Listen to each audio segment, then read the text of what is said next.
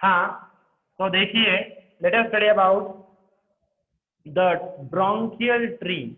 Okay, in thoracic cavity this trachea it bifurcates into primary bronchi. Okay, left bronchus and right bronchus. Then this bronchi they continuously divides and redivides and form bronchial tree. कौन सा tree? Bronchial tree. This bronchial tree is formed by the repeated division of these bronchi into the lungs. Okay, isn't it? ये जो trachea है ये thoracic cavity में आने के बाद ये डिवाइड होता है किसमें? प्राइमरी ब्रोंकस में, two primary bronchi, left and right. अब ये जो ब्रोंकस है उसे हम कहेंगे प्राइमरी ब्रोंकस। okay. क्या कहेंगे? Primary bronchus. हियर हम यहां पर इस तरह से ड्रॉ करते हैं, suppose see this one is primary bronchus. हम एक और नजर, हम सिर्फ वन बाय वन डिवीजन के जो है सिंगल नाम आपको देते हैं, ठीक है? बाद में आप ये कीजिए, ठीक है? Primary bronchus, then this primary bronchus it divides into, ये डिवाइड होता है सेकेंडरी ब्रोंकस में। किसमें? Secondary bronchus. Bronchi plural, bronchus singular. Then this secondary bronchi they divides and redivides into tertiary bronchus or tertiary bronchi. Okay, tertiary bronchi.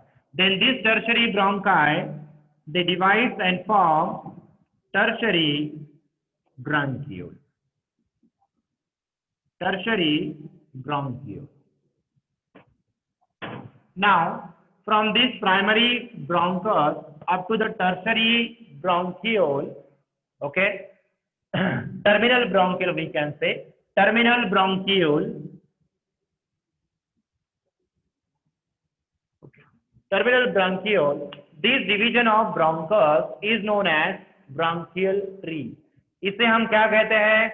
इसे हम कहते हैं bronchial tree. Then इसके बाद क्या होता है?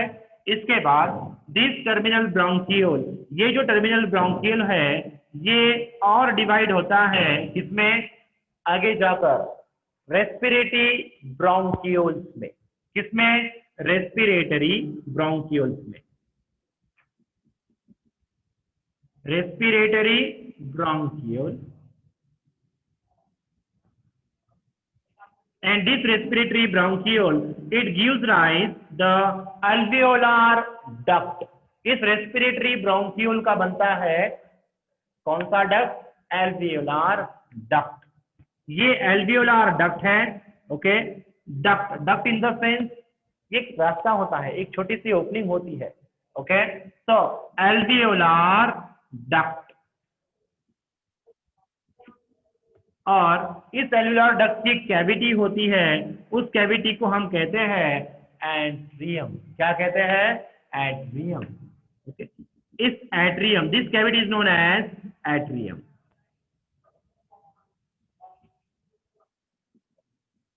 And this atrium it bears, okay, इस कैविटी के अराउंड में होते हैं कई सारे एल्वियोलस, एल्वियोला, ओके, एल्वियोलाई और एल्वियोली। सो इस तरह से सियर, ये जो ब्लू पोर्शन है, इस ब्लू पोर्शन को हम कहते हैं, इस ब्लू पोर्शन को हम क्या कहते हैं? इस ब्लू पोर्शन को हम कहते हैं रेस्पिरेटरी, रेस्पिरेटरी ट्री। और जो ब्लैक पोर्शन हमने ड्रॉ किया इसे कहेंगे ब्रोंकियल ट्री। कौन सा ट्री? ब्रोंकियल ट्री और respiratory tree. This bronchial tree, इन दोनों में क्या डिफरेंस है? Bronchial tree it is not able to perform the exchange of gases, ये एक्सचेंज ऑफ गैसेस नहीं करता है। Respiratory tree it perform the exchange of gases. इसी वजह से इस रेस्पिरेटरी ब्रोंकियल से लेकर अल्वियोलस तक ये जो जोन है, इस जोन को हम कहते हैं exchange zone, zone, okay? respiratory zone or zone of exchange of gases. इसे हम एक्सचेंज जोन कहते हैं क्योंकि यहां पर गैसेस एक्सचेंज होता है. Isn't it? Bronchial zone में exchange of gases नहीं होता. Isn't it? कहां पर exchange of gases होता है? ये होता है कहां? रेस्पिरेटरी जोन में होता है. Getting my point? समझ में आया? Second difference, what is the second difference? ये जो ब्रोंकियल ट्री है, इस ब्रोंकियल ट्री पर हाइलिन कार्टिलेज के रिंग्स होते हैं, इनकम्प्लीट सी शेप. समझ में? Okay, this bronchial tree, they have the hyaline cartilaginous ring, but this respiratory zone or zone of exchange, they do not have rings. इस पर hyaline rings नहीं होते. So this is the difference between the bronchial tree and respiratory. Okay, respiratory tree. अगला एक point है, बहुत ही important point है. Here, the air space which is present in this bronchial tree, that is not used for the purpose of breathing or respiration. That volume of the air is known as dead space volume. क्या कहते हैं उसे? Dead space volume. What is meant by dead space volume? What is by dead space volume? The volume of the air that present in this bronchial tree that is not useful in the exchange of gases can be used later. ठीक है? That is known as dead space volume. यानी इस bronchial tree में कुछ नहीं रहता. क्या रहता है? एक वॉल्यूम ऑफ एयर रहता है जो क्या नहीं किया जाता, एक्सचेंज के लिए इस्तेमाल नहीं किया जाता, बाद में किया जा सकता है, मगर वो हमेशा उस जगह पर उस एयर का स्पेस रहता है. उस स्पेस को, उस वॉल्यूम को हम कहेंगे dead space volume, and it is about 150 ml. इसे हम डेड स्पेस वॉल्यूम कहते हैं. क्या कहते हैं? Dead space volume. Isn't it? इसके अलावा पैथोलॉजिकल स्पेस वॉल्यूम भी रहता है. अगर कोई इंफेक्शन हो जाता है तो उस इंफेक्शन के कारण ये वॉल्यूम जो होती है वो डिक्रीज हो जाती है. That is the case here. तो इसे हम डेड स्पेस वॉल्यूम कहते हैं. ये कितनी होती है? 150 ml. It is not used in respiration purpose. इस रेस्पिरेशन पर्पस के लिए इसका इस्तेमाल नहीं होता है. इसे हम कहते हैं dead space volume. Are you getting this point? अगला point. So respiratory zone, we have completed the exchange or respiratory zone and the conduction zone. ठीक है? So next one point is alveoli, the structure of alveolus, then the structure of lungs. ठीक है? हम discuss करते हैं पहले structure of alveoli, then we'll study about the structure of the lungs. Okay? या फिर पहले lungs डिस्कस कर लेंगे, फिर alveolus, anything, कोई भी पहले कोई भी बाद में डिस्कस किया जा सकता है. तो write down the structure of lung पहले. ठीक है?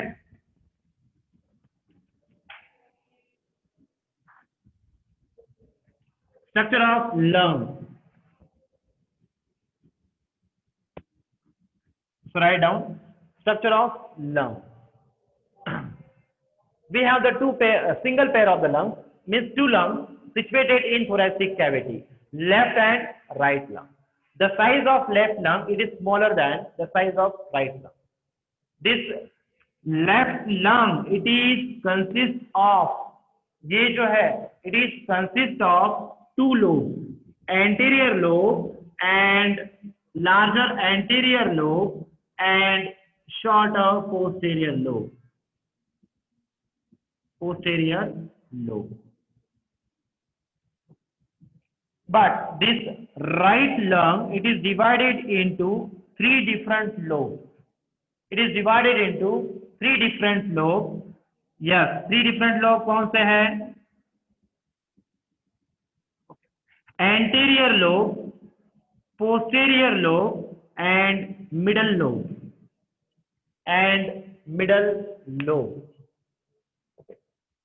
Isn't it? Anterior lobe, posterior lobe and the middle lobe. And these lobes are due to the presence of the groove or the sulcus. इसे हम oblique groove या फिर oblique sulcus कहेंगे. Sulcus means a depressed portion that divides the lungs into different lobes. So यहाँ पर जो oblique lobe oblique circus है, इसकी वजह से सुपेरियर और इंफीरियर या फिर एंटेरियर और पोस्टेरियर लोब फॉर्म हुए हैं। और यहाँ पर दो तरह के डिफरेंट सल्कस है, एक है हॉरिजॉन्टल सल्कस और दूसरी है ऑब्लिक सल्कस।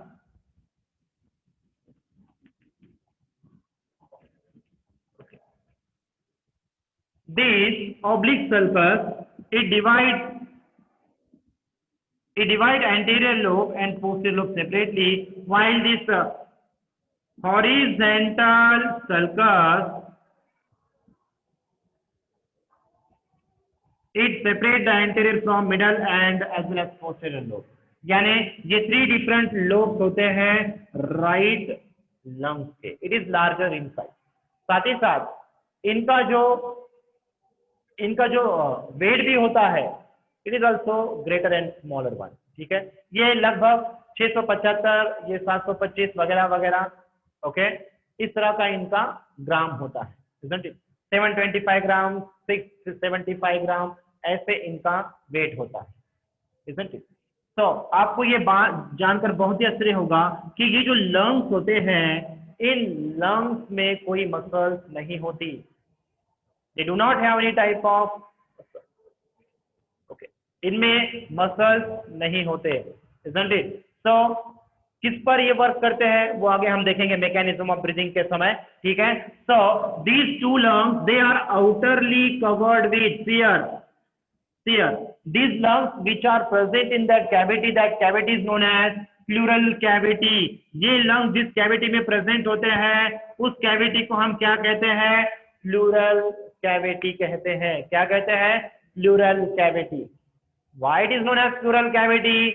Because here ये जो दो लंग्स है बच्चों, इस lungs these two lungs they are outerly covered with 2 different layers। ये जो लंग्स है, ये लंग्स बाहर से 2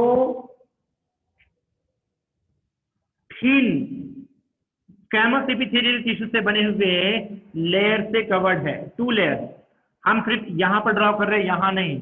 ठीक है, यानी दोनों तरफ ये लेयर प्रेजेंट है। ओके, सो इसे हम कहते हैं pleural membrane, outer pleural membrane and inner pleural membrane. Outer pleural membrane and inner pleural membrane।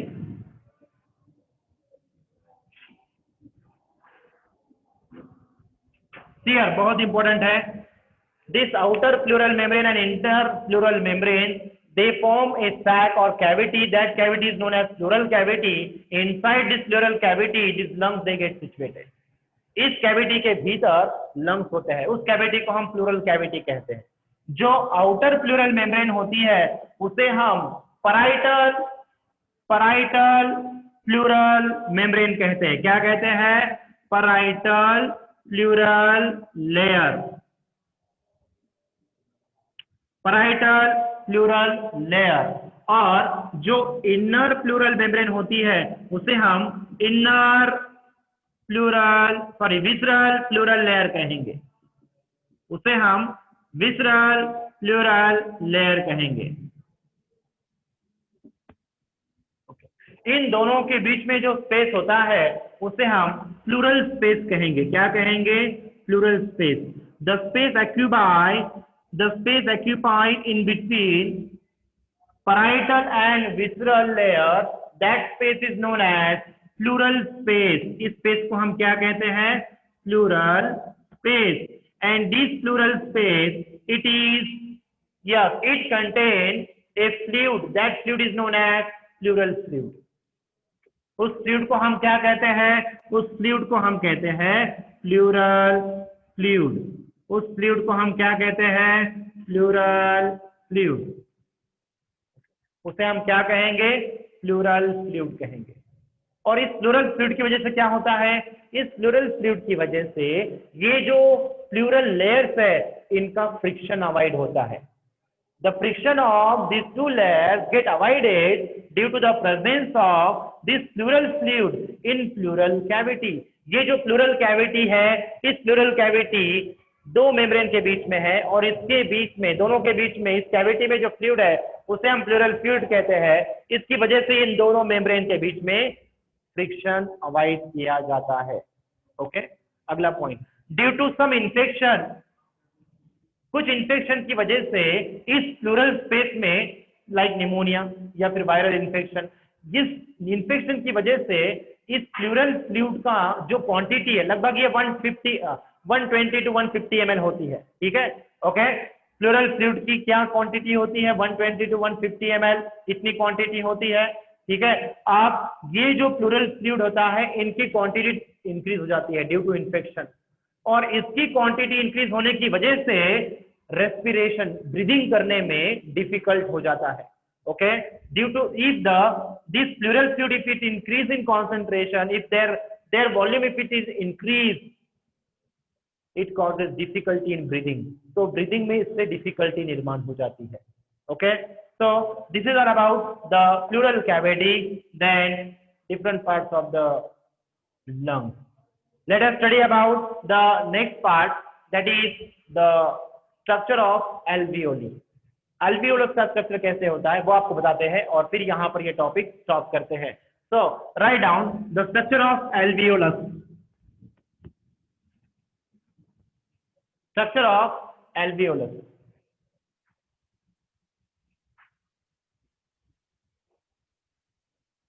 Okay, see here.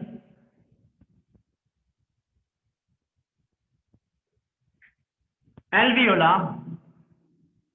This alveolar, it is innerly covered with the squamous epithelial tissue. Okay, squamous epithelial tissue. The inner wall of here,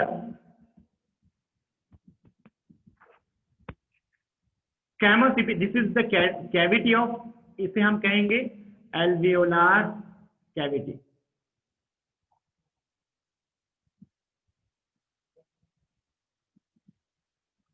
इसे हम alveolar cavity कहेंगे। Then हाँ, इसे हम alveolar cavity कहेंगे। And this alveolar cavity, it is surrounded, it is consist of the squamous epithelial tissue. कौन से? Squamous epithelial tissue. The smaller size squamous epithelial tissue, they are known as pneumatocytes. उसे हम क्या कहेंगे? These are known as pneumocytes. Pneumocytes first. और जो large size जो होते हैं उसे हम कहते हैं pneumocyte second. Okay, so pneumocyte second, they secrete one type of phospholipid that is known as lecithin. Lecithin, जिसकी वजह से इसका जो एरिया होता है, इस एल्वियोलस का जो एरिया होता है इसमें सरफेस टेंशन डिक्रीज किया जाता है ताकि ये कोलैप्स ना हो सके। Isn't it? लेसिथिन ये फॉस्फोलिपिड निमोसाइट सेकेंड के द्वारा सिक्रीट किया जाता है, बनाया जाता है, जिसकी वजह से इसमें एक तरह का लचीलापन आता है, सरफेस टेंशन लो किया जाता है ताकि ये कोलैप्स ना हो। Okay, isn't it? So that is the surfactant, acts as a surfactant solution, lecithin. Then ये स्क्वैमस एपिथेलियल टिश्यू जो स्मॉल साइज के होते हैं, they help in exchange of gases. ये गैसेस एक्सचेंज के लिए इस्तेमाल किए जाते हैं।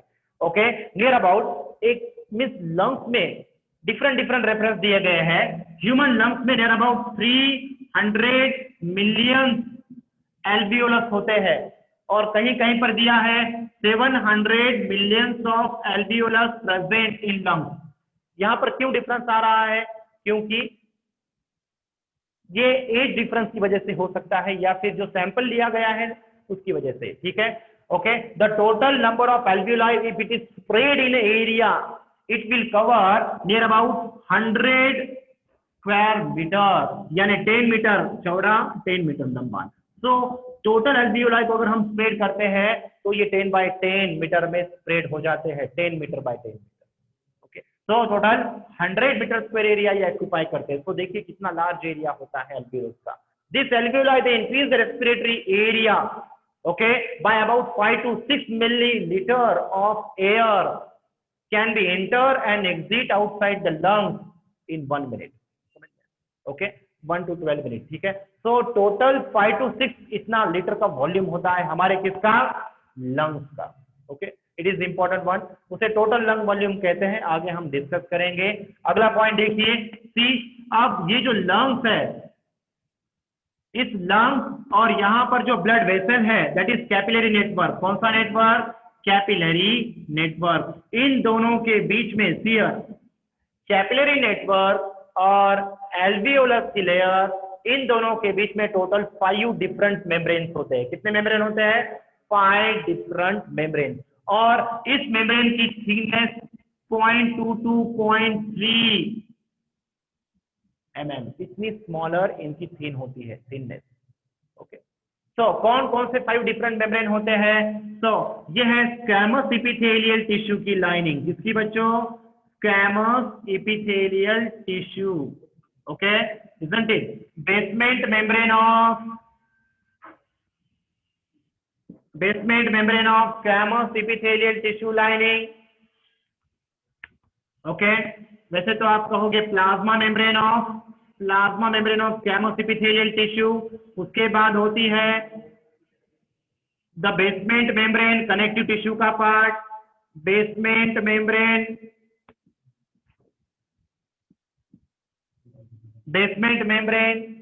Then endothelial squamous epithelial tissue in capillary में जो कैपिलरी नेटवर्क की जो इनर वॉल होती है उसे हम एंडोथेलियल कहते हैं, जो किससे बनी होती है, the endothelial lining of squamous epithelial tissue layer.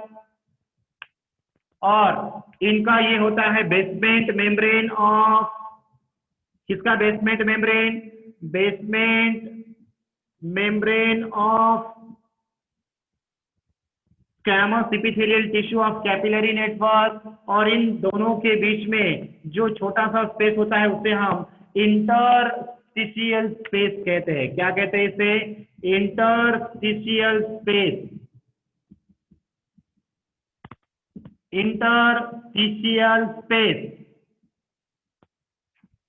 और इन 5 डिफरेंट मेम्ब्रेन की वजह से यहाँ एक्सचेंज ऑफ गैसेस होता है, पॉसिबल होता है, ठीक है। अब ये कैसे होता है और मैकेनिज्म ऑफ ब्रीदिंग क्या होती है, इसे हम डिस्कस करेंगे कल। ओके।